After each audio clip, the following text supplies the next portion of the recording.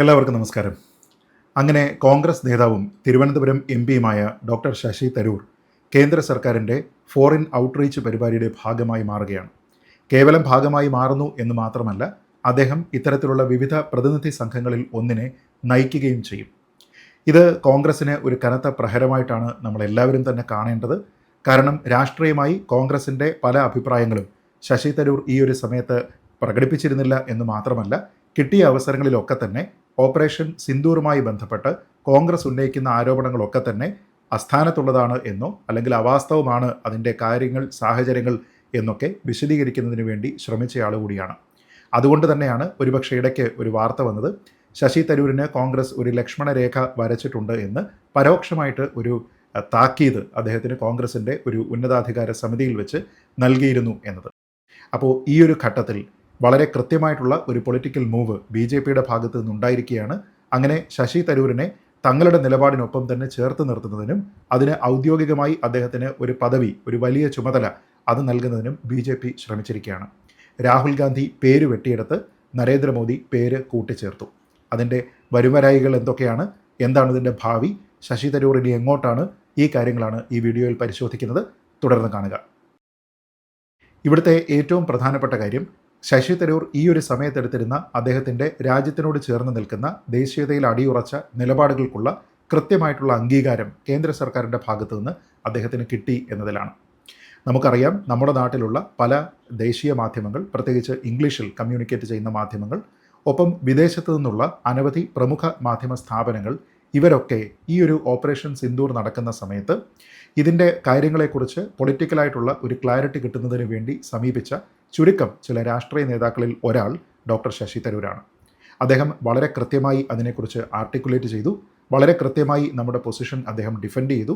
തന്നെയുമല്ല, പ്രതിപക്ഷം ഉന്നയിച്ചിരിക്കുന്ന പല ആരോപണങ്ങളും അസ്ഥാനത്താണ് എന്ന് അദ്ദേഹം ഉദാഹരണ സഹിതം തെളിയിക്കുകയും ചെയ്തു.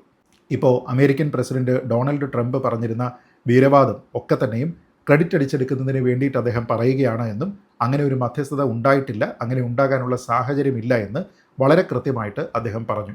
അതേപോലെ 1971 യുദ്ധത്തിൽ ഇന്ദിരാഗാന്ധി നടത്തിയിരുന്ന നേതൃപാടവം അതിൻ്റെ 7 അയലത്ത് വരില്ല നരേന്ദ്രമോദിയുടേത് എന്ന് പറഞ്ഞുകൊണ്ടുള്ള കോൺഗ്രസിൻ്റെ ഒരു പ്രൊപ്പഗൻഡയും ഇത് രണ്ടും തമ്മിൽ താരതമ്യപ്പെടുത്തേണ്ടുന്ന കാര്യമില്ല എന്ന് പറഞ്ഞുകൊണ്ട് അദ്ദേഹം വളരെ വിശദമായിട്ട് തന്നെ പറയുകയും ചെയ്തു.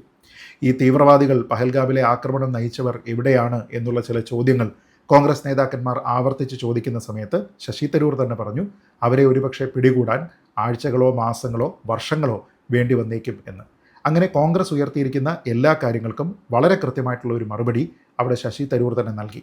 ഇഫക്റ്റീവ്ലി അദ്ദേഹം ആ സമയത്ത് സർക്കാരിൻ്റെ ഒരു പ്രതിനിധി എന്ന നിലയ്ക്ക് പെരുമാറി. സത്യത്തിൽ അത് രാഷ്ട്രീയമായിട്ടുള്ള ഒരു ഭാഗം ചേരലായിരുന്നില്ല, മറിച്ച് വളരെ കൃത്യമായിട്ട് അദ്ദേഹം ദേശീയതയെ മുൻനിർത്തി ഈ ഒരു സമയത്ത് നമ്മുടെ രാജ്യം ചെയ്യേണ്ടത് എന്താണോ അതുതന്നെയാണ് താൻ ചെയ്യുന്നത് എന്നുള്ള ഉത്തമ ബോധ്യത്തിൽ പ്രകടിപ്പിച്ച അഭിപ്രായങ്ങളായിരുന്നു. അതുകൊണ്ട് തന്നെയാണ് അദ്ദേഹത്തിന് തന്നെ ഒരു ക്ലാരിഫിക്കേഷൻ നൽകേണ്ടി വന്നത്. എൻ്റെ അഭിപ്രായം വ്യക്തിപരമാണ്, അത് പാർട്ടിയുടെ അഭിപ്രായമല്ല. ഞാൻ ഈ സമയത്ത് അഭിപ്രായം പറയുന്നത് ഒരു ഭാരതീയൻ എന്ന നിലയിലാണ്. കാരണം എൻ്റെ രാജ്യമാണ് എനിക്ക് പ്രാഥമികമായിട്ട് പരിഗണിക്കേണ്ടത്, കക്ഷി രാഷ്ട്രീയമെല്ലാം അതിന് ശേഷം മാത്രമേ ഉള്ളൂ എന്ന് അദ്ദേഹത്തിന് പറയേണ്ടിയും വന്നു. വലിയ കഷ്ടമാണ്. ഇന്ത്യൻ നാഷണൽ കോൺഗ്രസ് എന്ന പാർട്ടിയിലാണ് അദ്ദേഹം. ഇന്ത്യ, നാഷണൽ എന്നീ 2 വാക്കുകൾ, നമ്മുടെ ഭാരതം, നമ്മുടെ ദേശീയത എന്നിവ പാർട്ടിയുടെ പേരിൽ തന്നെ ഉൾക്കൊള്ളിച്ചിരിക്കുന്ന ഒരു പാർട്ടിയാണ്. അവരോട് ആ പാർട്ടിയിൽ താരതമ്യേന പുതുതായി വന്ന നേതാവായി 4 തവണ ഇപ്പോൾ MP പദത്തിൽ ഇരിക്കുന്ന ഒരു വ്യക്തി തന്നെ ഈ വികാരങ്ങളെക്കുറിച്ച് കോൺഗ്രസ്സിന് തന്നെ ക്ലാസ് എടുക്കേണ്ടി വരിക എന്ന് പറയുന്നത് കോൺഗ്രസിൻ്റെ ദുര്യോഗമാണ് എന്നല്ലാതെ പറയാനുമില്ല. ഇനി ഇത് BJPയുടേതായിട്ടുള്ള വളരെ കൃത്യമായിട്ടുള്ള ഒരു മാസ്റ്റർ സ്ട്രോക്ക് ഈ വിഷയത്തിലുണ്ട് എന്നതാണ് പ്രധാനം. ഒരു പക്ഷേ BJPയേക്കാൾ കൂടുതൽ നന്നായി ഈ സാഹചര്യത്തിനെ പൊളിറ്റിക്കലി മുതലാക്കാനായിട്ടുള്ള സാഹചര്യം കോൺഗ്രസ്സിന് തന്നെ ഉണ്ടായിരുന്നു. BJP അത് കോൺഗ്രസ്സിന് നൽകിയതുമാണ്. ഇപ്പോൾ കോൺഗ്രസിൻ്റെ വക്താവ് ജയറാം രമേശ്, അദ്ദേഹം രാജ്യസഭ MP കൂടിയാണ്. അദ്ദേഹമാണ് കോൺഗ്രസിൻ്റെ കമ്മ്യൂണിക്കേഷൻസും മറ്റും കൈകാര്യം ചെയ്യുന്നത്. അദ്ദേഹം തന്നെ ഇപ്പോൾ പരസ്യപ്പെടുത്തിയിട്ടുള്ളതുപോലെ കേന്ദ്രമന്ത്രി കിരൺ റിജിജുവാണ് ലോക്സഭയിലുള്ള കോൺഗ്രസിൻ്റെ പ്രതിപക്ഷ നേതാവ് ശ്രീ രാഹുൽ ഗാന്ധിയോടും രാജ്യസഭയിലെ നേതാവ് പാർട്ടിയുടെ അധ്യക്ഷൻ ശ്രീ മല്ലികാർജുൻ ഖാർഗെയോടും ഇങ്ങനെയുള്ള ഒരു പ്രതിനിധി സംഘത്തിലേക്ക് ഉൾക്കൊള്ളിക്കുന്നതിനായി 4 കോൺഗ്രസ് MPമാരെ നോമിനേറ്റ് ചെയ്യണം എന്നാവശ്യപ്പെട്ടത്. അപ്പോൾ ജയറാം രമേശ് തന്നെ പറയുന്നത് അതിനെക്കുറിച്ച് കൂടിയാലോചനയൊക്കെ നടന്നതിന് ശേഷം അന്നേ ദിവസം ഉച്ചയ്ക്ക് രാഹുൽ ഗാന്ധി തന്നെയാണ് കേന്ദ്രത്തിന് കത്തയച്ച് 4 പേരുടെ പേര് ശുപാർശ ചെയ്യുന്നത്. ഇതിലെ ഏറ്റവും വലിയ തമാശയായിട്ട് എനിക്ക് തോന്നിയത്, 4 എം പിമാരെ നോമിനേറ്റ് ചെയ്യാൻ പറയുമ്പോൾ കോൺഗ്രസ് കൊടുത്ത പേരുകളിൽ 3 പേർ മാത്രമാണ് എം പിമാരായിട്ടുള്ളത്. 4-മൻ ആനന്ദ് ശർമ്മയാണ്. അദ്ദേഹം പഴയ 4 ടൈം എം പിയാണ്. അദ്ദേഹം പഴയ കേന്ദ്രമന്ത്രിയായിരുന്നു. പക്ഷേ നിലവിൽ അദ്ദേഹം എം പി അല്ല. അപ്പോൾ എന്തുകൊണ്ടാണ് ശശി തരൂരിൻ്റെ പേര് അവിടെ നിർദ്ദേശിക്കാത്തത് എന്നുള്ള ചോദ്യം വളരെ പ്രസക്തമാണ്. കാരണം തരൂരിൻ്റെ അഭിപ്രായ പ്രകടനങ്ങൾക്ക് ലോകത്ത് പൊതുവെ വലിയ ശ്രദ്ധയും സ്വീകാര്യതയും കിട്ടിയിരുന്നു എന്ന കാര്യം മറ്റാരെക്കാളും നന്നായി അറിയേണ്ടത് കോൺഗ്രസ്സുകാർക്ക് തന്നെയാണ്. പക്ഷേ കോൺഗ്രസ് നേതൃത്വം എന്തുകൊണ്ടോ അദ്ദേഹത്തിൻ്റെ പേര് ഉൾക്കൊള്ളിച്ചില്ല. രണ്ടാമതുണ്ടായിരുന്ന ഒരു പേര് മനീഷ് തിവാരിയുടേതാണ്. കാരണം കോൺഗ്രസിൻ്റെ നിലപാടുകളോട് ചേർന്ന് നിൽക്കുമ്പോഴും ദേശീയതയിൽ അല്പം പോലും വെള്ളം ചേർക്കാനില്ല എന്നുള്ള ഒരു നിലപാടെടുക്കുകയും സൈന്യത്തിനും കേന്ദ്ര സർക്കാരിനും ക്രെഡിറ്റ് നൽകേണ്ടിടത്ത് ക്രെഡിറ്റ് നൽകുക തന്നെ ചെയ്യും എന്ന് അഭിപ്രായം പറഞ്ഞ മറ്റൊരു നേതാവാണ് മനീഷ് തിവാരി. എന്തുകൊണ്ടോ ഈ പ്രാഥമികമായി പരിഗണിക്കേണ്ടുന്ന 2 പേരെയും ഒഴിവാക്കിക്കൊണ്ടാണ് കോൺഗ്രസ് പാർട്ടി ഒരു 4 പേരുടെ ലിസ്റ്റ് കൊടുത്തത്. അപ്പോൾ തങ്ങളുടെ എം പിമാർ ആരൊക്കെയാണ് എന്നതിനെപ്പറ്റി കോൺഗ്രസിന് കൃത്യമായൊരു ധാരണ ഉണ്ടായിരുന്നില്ല എന്ന് തോന്നിപ്പോകും ആനന്ദ് ശർമ്മ അവിടെ വന്നതുകൊണ്ട്. പക്ഷേ പ്രാഥമികമായി ഉൾപ്പെടുത്തേണ്ടിയിരുന്ന 2 പ്രധാനപ്പെട്ട പേരുകാരെ എന്തുകൊണ്ട് ഒഴിവാക്കി എന്നുള്ള ചോദ്യത്തിന് കോൺഗ്രസ് മറുപടി പറഞ്ഞിട്ടുമില്ല. പിന്നെ അവർ പലപ്പോഴും ചോദിക്കുന്നത് എന്തുകൊണ്ട് മല്ലികാർജ്ജുൻ ഖാർഗെയെ ക്ഷണിച്ചില്ല, എന്തുകൊണ്ട് രാഹുൽ ഗാന്ധിയെ ഉൾപ്പെടുത്തിയില്ല എന്നൊക്കെയാണ്. ഞാൻ നേരത്തെ സൂചിപ്പിച്ചതുപോലെ ഇവരുടെ എല്ലാവരുടെയും പേര് കൊടുക്കുന്നതിനും ദേശീയത മുൻനിർത്തിക്കൊണ്ട് രാജ്യത്തിൻ്റെ അഭിപ്രായം പറഞ്ഞ് രാജ്യത്തിന് പ്രതിരോധം തീർക്കുന്നതിന് കോൺഗ്രസ് സർവ്വതാ സജ്ജമാണ് എന്ന് പറഞ്ഞുകൊണ്ട് ഈ 2 പേരുടെയും പേര് ഉൾക്കൊള്ളിച്ച് ഒരു ലിസ്റ്റ് അങ്ങോട്ട് കൊടുത്ത് സ്വയം നോമിനേറ്റ് ചെയ്യാൻ കോൺഗ്രസ്സിന് കഴിയുമായിരുന്നു. അപ്പോൾ അങ്ങനെയെങ്കിൽ ആ 4 പേരുകാരായിട്ട് മല്ലികാർജ്ജുൻ ഖാർഗെ, രാഹുൽ ഗാന്ധി, ശശി തരൂർ, മനീഷ് തിവാരി എന്ന് കോൺഗ്രസ്സിന് നൽകാമായിരുന്നു. പക്ഷേ കോൺഗ്രസ് അവിടെ ചെയ്തില്ല. ഒരുപക്ഷെ ഈഗോ ആയിരിക്കാം കാരണം. അതുകൊണ്ട് രാഹുൽ ഗാന്ധിയുടെ പേരും ഉണ്ടായില്ല, മല്ലികാർജ്ജുൻ ഖാർഗെയുടെ പേരും ഉണ്ടായില്ല. ഇവിടെ മറ്റുള്ള ആൾക്കാർ കാര്യങ്ങൾ വിശദീകരിച്ചാൽ പോരാ, നമ്മുടെ പ്രധാനമന്ത്രി തന്നെ എല്ലാ കാര്യങ്ങളും നേരിട്ട് വിശദീകരിക്കണം എന്ന് പറഞ്ഞുകൊണ്ട് എല്ലാത്തിലും ഒന്നാമൻ തന്നെ പറയണം എന്ന് പറയുന്ന കോൺഗ്രസ് എന്തോ വിചിത്രമായ കാരണങ്ങളാൽ അവരുടെ ലോക്സഭയിലെയും രാജ്യസഭയിലെയും ഒന്നാമന്മാരെ ഇതിൽ സ്വയം നോമിനേറ്റ് ചെയ്തില്ല എന്നുള്ളതാണ് പ്രധാനം. പക്ഷേ ഇവിടെ കോൺഗ്രസ്സിന് ഒരു മേൽക്കൈ കിട്ടുമായിരുന്നു അവർ നിർദ്ദേശിച്ചിരുന്ന പേരുകളിൽ ശശി തരൂരിൻ്റെയും മനീഷ് തിവാരിയുടെയും പേര് ഉൾപ്പെടുത്തിയിരുന്നുവെങ്കിൽ. അങ്ങനെ ആയിരുന്നുവെങ്കിൽ ഈ രീതിയിലത്തേക്കുള്ള ഒരു പൊളിറ്റിക്കൽ മാസ്റ്റർ സ്ട്രോക്ക് കളിക്കുന്നതിന് നരേന്ദ്രമോദിക്കോ കേന്ദ്ര സർക്കാരിനോ സാധിക്കുമായിരുന്നില്ല. പകരം ആ പേരുകൾ കൊടുക്കാതിരിക്കുകയും അവസാനം കോൺഗ്രസ് നിർദ്ദേശിച്ച പേരുകളെ അവിടെ പാർക്ക് ചെയ്തതിന് ശേഷം ശശി തരൂരിൻ്റെയും മനീഷ് തിവാരിയുടെയും ഒക്കെ പേരുകൾ ഉൾക്കൊള്ളിക്കുകയും ചെയ്തപ്പോഴാണ് BJPയുടെ നേട്ടം അവർക്ക് രാഷ്ട്രീയമായി കൂടി ഗുണപരമായി മാറുന്നത്. അങ്ങനെ ഒരു പൊളിറ്റിക്കൽ അപ്പർ ഹാൻഡ് BJPക്ക് കൊടുക്കാതിരിക്കാൻ കോൺഗ്രസ്സിന് കഴിയുമായിരുന്നു. പക്ഷേ തങ്ങളുടെ കയ്യിലുള്ള ഏറ്റവും മികച്ച ആയുധങ്ങളെ ഉപയോഗിക്കാനായിട്ട് കോൺഗ്രസ് ഈ ഒരു അവസരത്തിൽ തയ്യാറായില്ല എന്നത് അവരുടെ ഏറ്റവും വലിയ പരാജയമാണ്. ഇനി കരഞ്ഞിട്ട് കാര്യമില്ല, കാരണം പോയി കഴിഞ്ഞ ബസ്സിന് പിന്നിൽ നിന്ന് കൈ കാണിച്ചതുകൊണ്ട് ബസ് നിർത്തുകയില്ല. അപ്പോൾ കോൺഗ്രസ് സമയത്ത് പ്രയോഗിക്കേണ്ടിയിരുന്ന ബുദ്ധി അവർ പ്രയോഗിച്ചില്ല.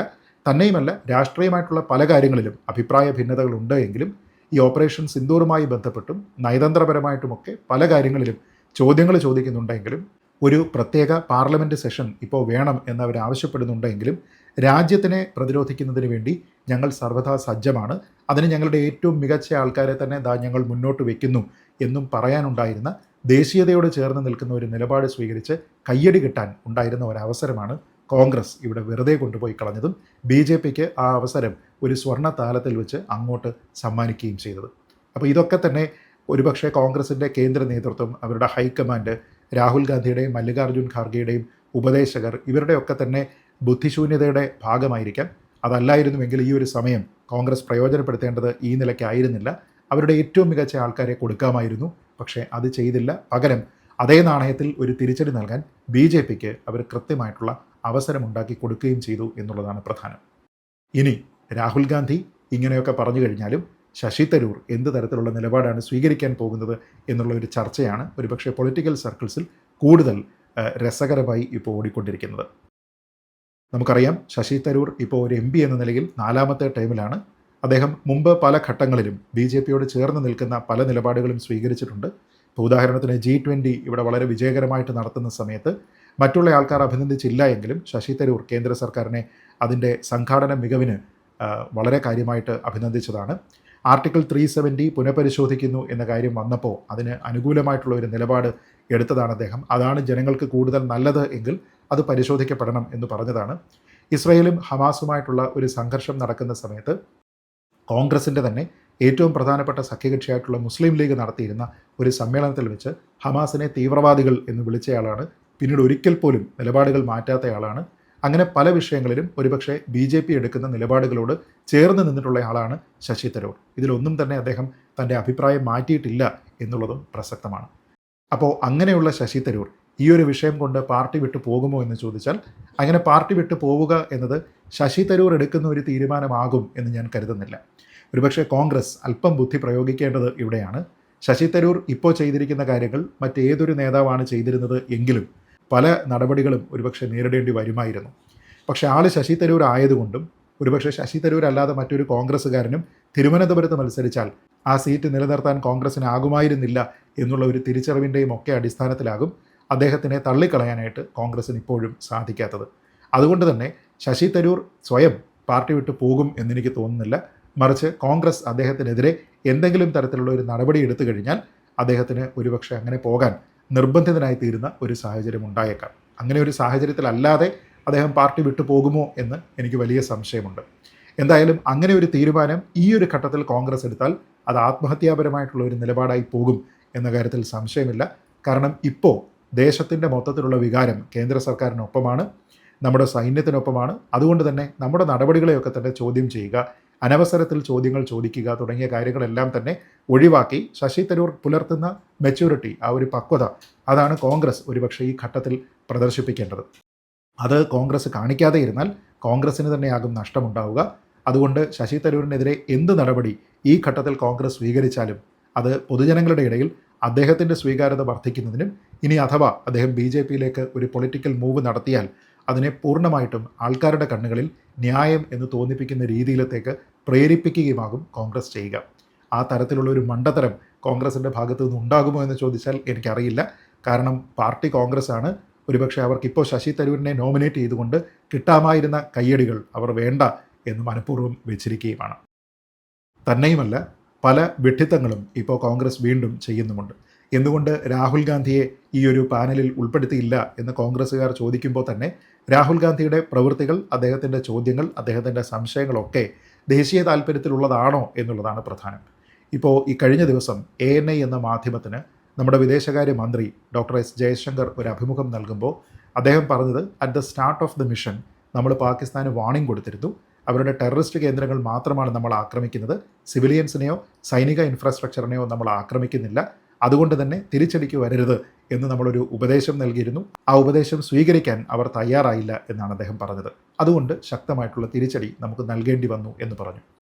ഇത് അദ്ദേഹത്തിൻ്റെ ഏതെങ്കിലും വ്യക്തിപരമായിട്ടുള്ള ഒരു സംഭാഷണത്തിനെ ആരെങ്കിലും രഹസ്യ ക്യാമറയോ മൈക്കോ ഒക്കെ വെച്ച് റെക്കോർഡ് ചെയ്തതല്ല. മറിച്ച് അദ്ദേഹം ANIക്ക് നൽകിയിരുന്ന പരസ്യമായിട്ടുള്ള ഒരു അഭിമുഖത്തിൽ അദ്ദേഹം പറഞ്ഞ കാര്യമാണ്. എന്നാൽ കോൺഗ്രസ്സുകാർ ചെയ്തത് എന്താണ്? At the start of the mission എന്ന് പറഞ്ഞതിനെ before the start of the mission എന്ന് വ്യാഖ്യാനിച്ച് ഈ ഓപ്പറേഷൻ സിന്ദൂർ നടക്കുന്നതിന് മുൻപ് തന്നെ ഇന്ത്യ പാകിസ്ഥാന് രഹസ്യ വിവരങ്ങൾ ലീക്ക് ചെയ്തു കൊടുത്തു. അങ്ങനെ ലീക്ക് ചെയ്തു കൊടുത്തത് നമ്മുടെ വിദേശകാര്യ മന്ത്രിയാണ് എന്ന് പറഞ്ഞുകൊണ്ട് ഇപ്പോൾ ഒരു ക്യാമ്പയിൻ നടത്തുന്നുണ്ട്. അതുകൊണ്ട് തന്നെ ഡോക്ടർ ജയശങ്കർ രാജിവെക്കണം എന്നാണ് ഇവർ പറയുന്നത്. ഇത് ജയറാം രമേശായിട്ട് തുടങ്ങി വെച്ച കാര്യമാണ്. ഇന്ന് വൈകുന്നേരത്തോടു കൂടി രാഹുൽ ഗാന്ധിയും അത് ഏറ്റെടുത്തിട്ടുണ്ട്. അപ്പോൾ ഇതിനൊന്നും തന്നെ സ്വീകാര്യത കിട്ടില്ല എന്നും നമ്മുടെ വിദേശകാര്യ മന്ത്രി നമ്മുടെ നീക്കങ്ങളെല്ലാം രഹസ്യമായി പാകിസ്ഥാന് ചോർത്തിക്കൊടുത്തു എന്ന് പറഞ്ഞാൽ അതൊക്കെ തന്നെ രാജ്യദ്രോഹത്തിന് തുല്യമായിട്ടുള്ള ആരോപണങ്ങളാണ് എന്നും ജയശങ്കറിനെ പോലെ ഒരാൾ ഒരിക്കലും അത് ചെയ്യില്ല എന്നുമൊക്കെ മനസ്സിലാക്കാനുള്ള മെച്യൂരിറ്റി അഥവാ പക്വത കോൺഗ്രസ്സിന് ഇല്ലാതെ പോകുന്നത് എന്തുകൊണ്ടാണ് എന്ന കാര്യത്തിലാണ് എൻ്റെ സംശയം. അതുകൊണ്ട് തന്നെ ഒരുപക്ഷെ ഈ അടുത്ത കാലത്ത് കോൺഗ്രസ് വിട്ടുപോന്നിരുന്ന വലുതും ചെറുതുമായിട്ടുള്ള, പ്രായത്തിൽ മുതിർന്നതും താഴ്ന്നതുമായിട്ടുള്ള നിരവധി നേതാക്കന്മാർ പറഞ്ഞിരിക്കുന്ന അഭിപ്രായം കൂടുതൽ പ്രസക്തമാണ് എന്ന് തോന്നിപ്പോവുകയാണ്. രാഹുൽ ഗാന്ധിയെ ഉപദേശിക്കുന്ന ഒരു വൃന്ദമുണ്ട്. ആ വൃന്ദത്തിൻ്റെ പല തീരുമാനങ്ങളും തെറ്റാണ്. അതുകൊണ്ട് തന്നെ പൊളിറ്റിക്കലായി അദ്ദേഹത്തിന് കിട്ടുന്ന അഡ്വൈസസ് ഒന്നും തന്നെ ശരിയല്ല എന്നുള്ള അഭിപ്രായമാണ് ഗുലാം നബി ആസാദ് മുതൽ ജയ്വീർ ഷെർഗിൽ വരെയുള്ള മുതിർന്നതും എളുപ്പമുള്ളതുമായിട്ടുള്ള ആൾക്കാരെല്ലാവരും തന്നെ ഒരേ സ്വരത്തിൽ പറഞ്ഞത്. അതുകൊണ്ട് തന്നെ ഈ കാര്യത്തിൽ എന്താണ് മണ്ടത്തരം, എന്താണ് അനവസരത്തിൽ പറയുന്ന കാര്യങ്ങൾ, എന്താണ് ഔചിത്യം, ഈ കാര്യങ്ങളെക്കുറിച്ച് മനസ്സിലാക്കാൻ കോൺഗ്രസ് നേതൃത്വത്തിന് വിവേകമുണ്ടാകട്ടെ എന്ന് മാത്രം പ്രാർത്ഥിച്ചുകൊണ്ട് ഈ വീഡിയോ അവസാനിപ്പിക്കുന്നു. ശശി തരൂരിന് ഹാർദമായ അഭിനന്ദനങ്ങൾ. ജയ് ഹിന്ദ്.